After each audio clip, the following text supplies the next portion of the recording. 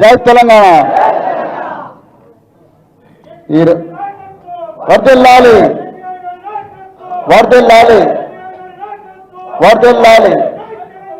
జై తెలంగాణ.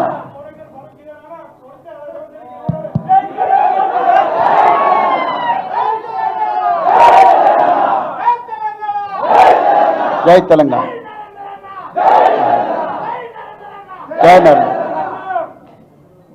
ఈరోజు ఈ గొప్ప విప్లవాత్మకమైన సమావేశానికి ముఖ్య అతిథిగా విచ్చేసిన పెద్దలు గౌరవనీయులు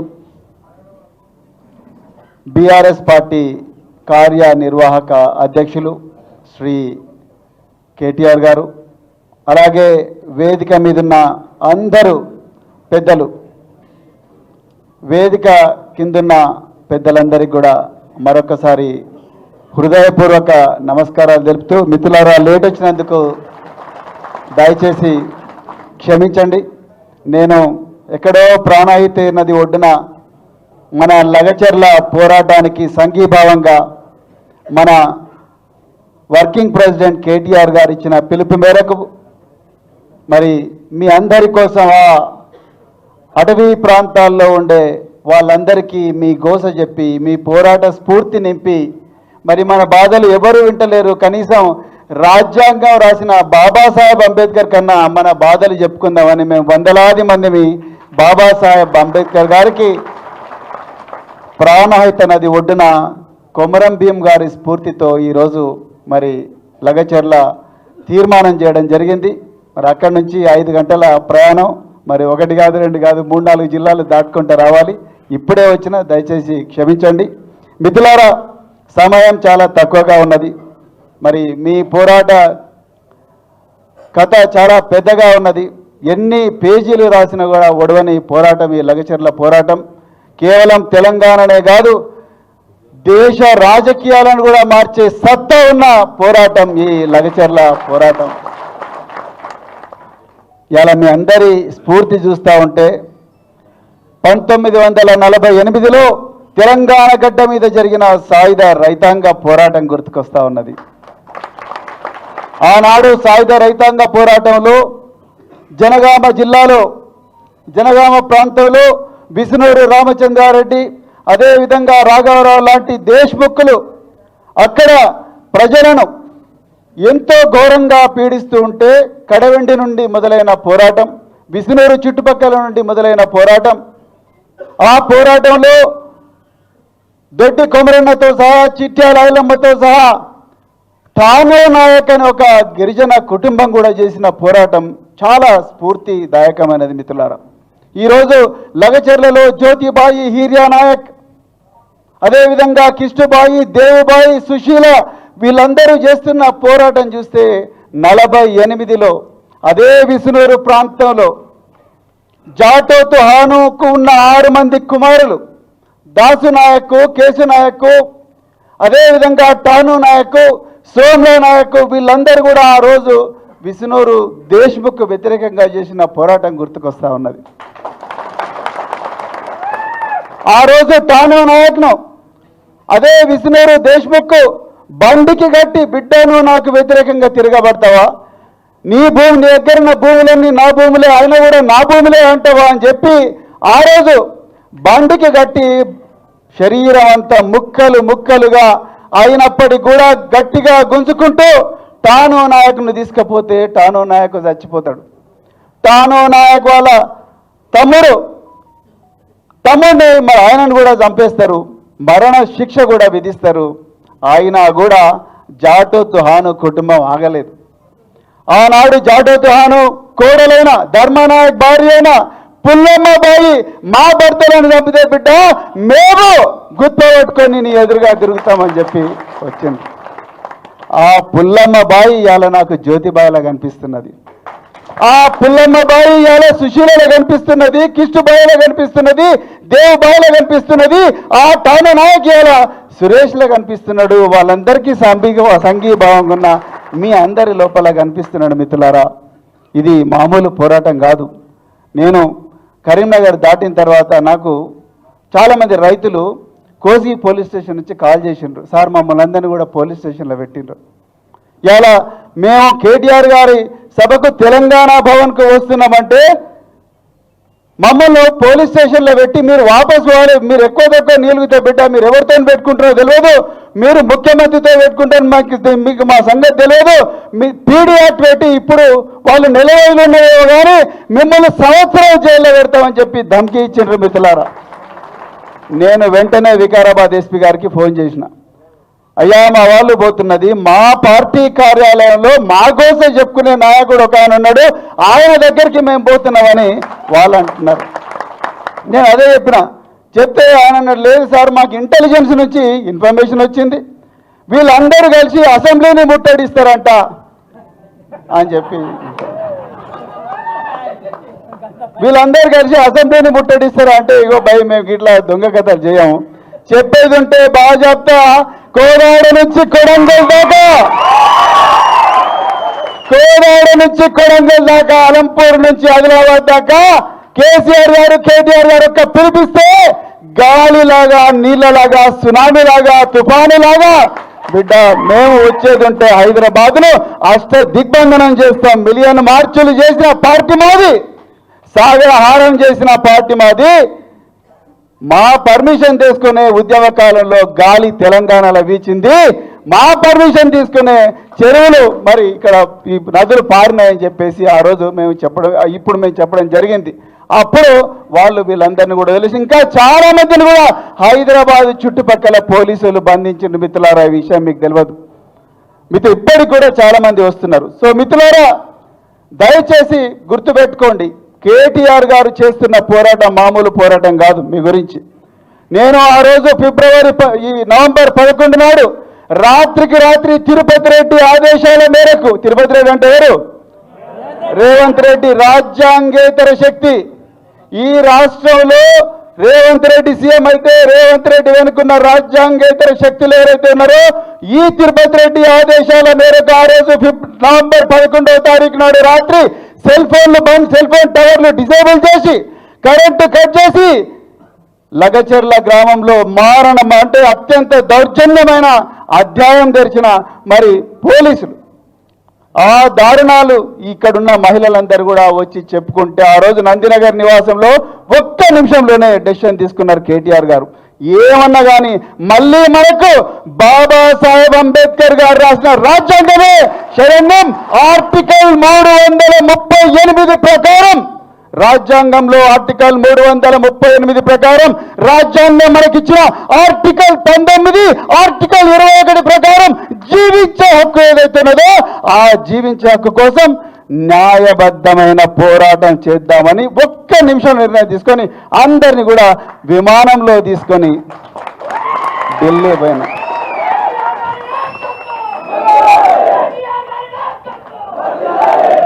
మేము అనుకున్నాం మేమే పోతామేమో అనుకున్నాం. జాతీయ మానవ హక్కుల సంఘానికి పోయినాం. జాతీయ మానవ హక్కుల సంఘానికి నేను, వద్దిరాజు రవిచంద్ర గారు, మరెందరో మంది ఎంపీలు, ఈ 25 మంది తర్వాత సత్యవతి రాథోడ్ గారు, ఇంకా మాలోత్ కవిత గారు, చాలా మంది కూడా పోతే వాళ్ళు అసలు ఒక్కసారి షాక్ తిన్నారు. నిజానికి వాళ్ళు ఒక ప్రశ్న అడిగినది మీకు చెప్పాలి మిత్రులారా. అన్న ఒక్క నిమిషం టైం ఉన్నదా? వాళ్ళు ఒక ప్రశ్న అడిగినారు. అక్కడ నేషనల్ హ్యూమన్ రైట్స్ కమిషన్ అంటే జాతీయ మానవ హక్కుల సంఘంలో ఒక ఉన్నతాధికారి, అరే మాకు పరిశాన్ అవుతున్నది, ఒకవైపు రాహుల్ గాంధీ రాజ్యాంగం పట్టుకొని తిరుగుతున్నాడు, మీరే రాజ్యాంగంలో ఉన్న హక్కులను ఇదే రేవంత్ రెడ్డి కాలర్ వస్తున్నాడు అడుగుతున్నారు, మీరు ముందే ఎక్కడ పోవాలి? రాహుల్ గాంధీ ఇంటికి పోండి అని చెప్పింది మిత్రులారా. ఆ జ్యోతిబాయ్ నన్ను ఏమడిగింది, సార్ ఆయన అడ్రస్ ఎక్కడ చెప్పండి సార్ అన్నది. మిత్రులారా అక్కడి నుండి నేషనల్ ఎస్టీ కమిషన్ పోయినాం, అక్కడి నుండి జాతీయ ఎస్సీ కమిషన్కి పోయినాం, అక్కడి నుండి మళ్ళీ 2 గంటలు ప్రయాణం చేసి సబితాజీ రెడ్డి గారు వచ్చారు, అదేవిధంగా మరి సత్యవతి రాథోడ్ గారు, ఇంకా చాలా మంది నాయకులం అందరం కలిసి మేము జాతీయ ఎస్సీ కమిషన్కు 2 గంటల ప్రయాణం చేసి పోయినాం. ఎముకలు కొరికే చలి, ఒక్కరు కూడా కదలలేదు మెదలేదు. నేను ఆ జ్యోతిబాయ్ గారిని అడిగిన, అమ్మ మీరు 8 నెలల గర్భవతి, దయచేసి మీరు ఇక్కడే ఉండండి, మీరు హైదరాబాద్లోనే ఉండండి అంటే, లేదు సార్ నా బిడ్డ నా నా భర్తనే దూరం చేసిండ్రు, నా బిడ్డ, నా కడుపులో ఉన్న బిడ్డ నా పోరాటం ఏంటో తెలుసుకోవాలని చెప్పి, నాకు జరిగిన అన్యాయాన్ని తెలుసుకోవాలా అని చెప్పి మరి ఆమె మా వెంబడి వచ్చింది. అట్లా చాలా మంది మహిళలు వచ్చిండ్రు. మిత్రులారా, చాలా మంది నాయకులు, నాకు తెలిసినంత వరకు నేను ఓపెన్ చెప్తున్నా, కేటీఆర్ గారి ముఖస్థుతి కాదు కానీ నాకు తెలిసిన నాయకులు ఒక అధికారిగా 26 సంవత్సరాలు చేసిన కాబట్టి ఎవరు కూడా ఓపెన్గా రెస్పాన్సిబిలిటీ తీసుకోరు. బై ఫార్ములా ఈ రేసింగ్, అది సందర్భం కాదు కానీ చెప్పాలన్నమాట. ఫార్ములా ఈ రేసింగ్లో నేను ప్రెస్ కాన్ఫరెన్స్లో కేటీఆర్ గారితో ఉన్నా ఇదే భవన్లో. చాలా మంది రాజకీయ నాయకులు ఏం చేస్తారంటే, చూడు భాయ్ నాకేం తెలియదు, నేను ఏదో చెప్పినా ఆయన ఏదో ఫైల్ రాసిండు, దానికి నాకు సంబంధం లేదు, మీరు ఏమైనా చేసుకుంటే ఆయన చేసుకోండి అనేటోడు. ఆఫీసర్ ఒక ఐఏఎస్ ఆఫీసర్ను. కేటీఆర్ గారు వచ్చి పక్కనే కూర్చున్నా, ఒకవైపు సబితేంద్ర రెడ్డి గారు కూర్చున్నారు, రైట్ సైడ్ మేము కూర్చున్నాం.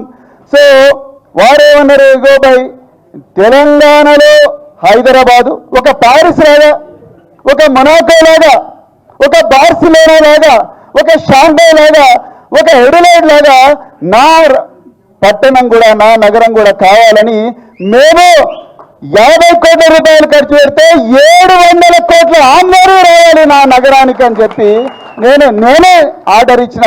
మీరేమన్నా చేసుకోండి, నన్ను చేసుకుంటే జైల్లో చేసుకోండి అని చెప్పింది.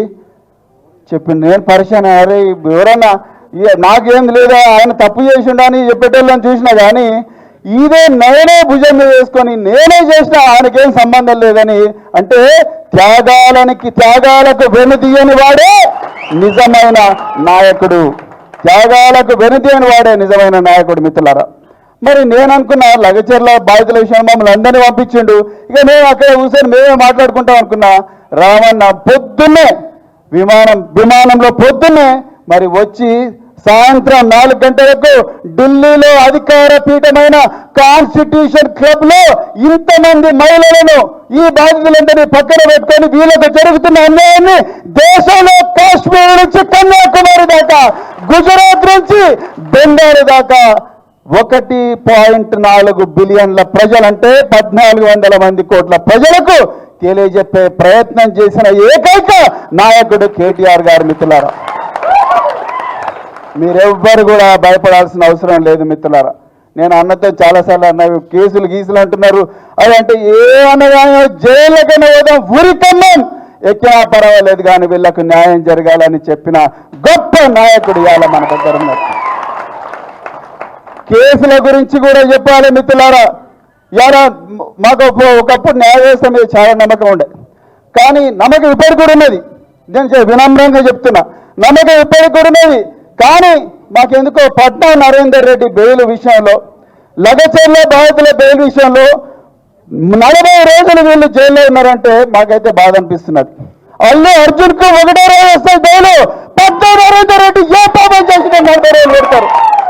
అల్లు అర్జున్కు 1 రోజుల బెయిల్ వస్తుంది, పట్నా నరేందర్ రెడ్డి చేసిన పాపం ఏంది?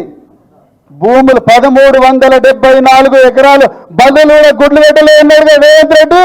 అటువంటి భూములలో మరి బంగారం లాంటి పంటలు పండించిన రైతుల పక్షాన నిలబడేందుకు ఇవాళ పట్నా నరేందర్ రెడ్డి 40 రోజుల నుంచి జైలున్నాడు. 16 మంది రైతులు గుండెపోటు వచ్చిన హర్యానాకు బేడీలు వేసుకొని హాస్పిటల్లో కూడా బెడ్కు బేడీలు వేసి పెట్టిన దుర్మార్గమైన ప్రభుత్వం. ఎన్నిసార్లు వీళ్ళ ఫైలు వికారాబాద్ కోర్టుకు పోతుందండి?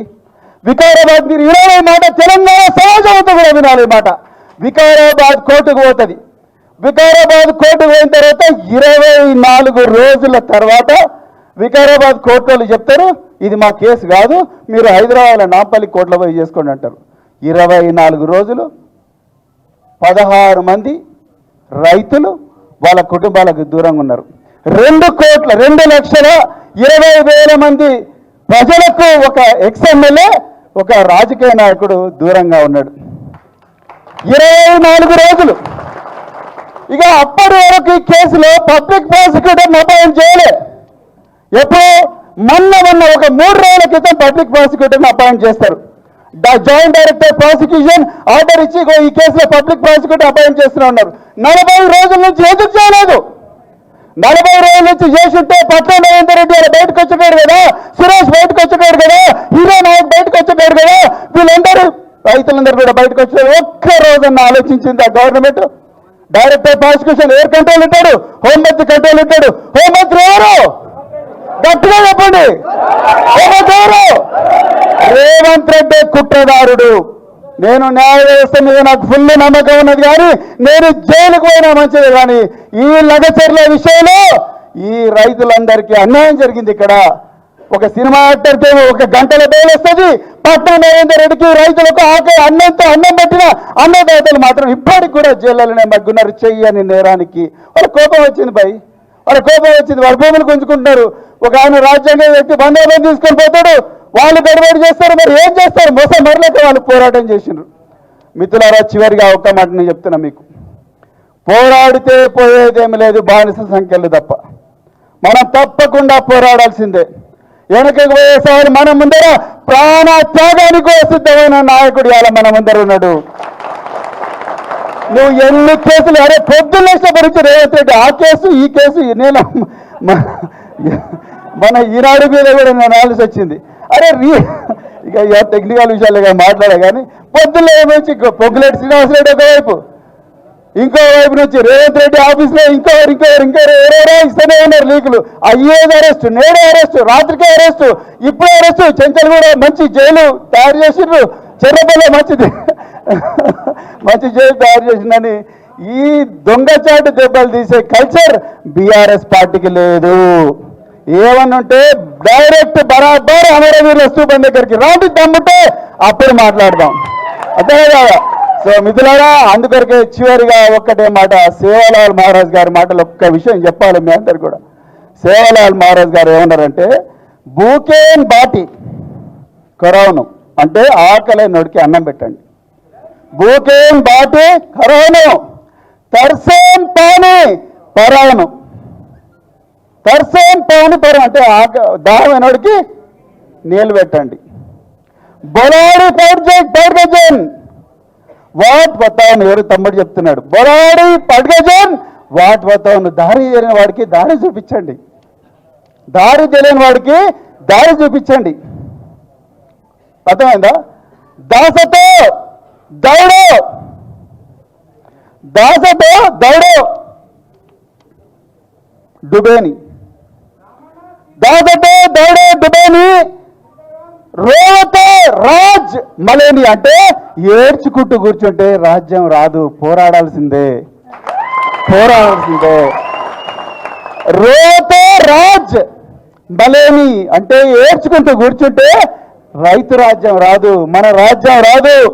అందుకొరకే మిత్రులారా, ఆ రోజు టానా నాయక్ ఎట్లయితే పోరాడిండో, ఆ రోజు భూమయ్య కిష్టగౌడ్ ఎట్లయితే రైతుల కోసం గురికమ్మ ఎక్కిండ్రో, అదే విధంగా మరి ఇశాంత్ రెడ్డి, వేణుగోపాల్ రెడ్డి, బోజ్జా నాయక్, అదే విధంగా ధర్మా నాయక్, అదే విధంగా మరెందరో శ్రీకాంతాచారి, మరెందరో తెలంగాణ అమరవీరులు వాళ్ళు పోరాటం చేసినందుకే ఇలా మనం స్వేచ్ఛావాయులు పిలుస్తున్నాం. అదే పోరాటానికి మళ్ళా జంగు సైతం ఉండాల్సిన అవసరం ఉందని చెప్తూ, మరింత విలువైన సమయాన్ని మీరందరూ కూడా మాకు ఇచ్చినందుకు మరొక్కసారి ధన్యవాదాలు చెప్తూ, జై తెలంగాణ.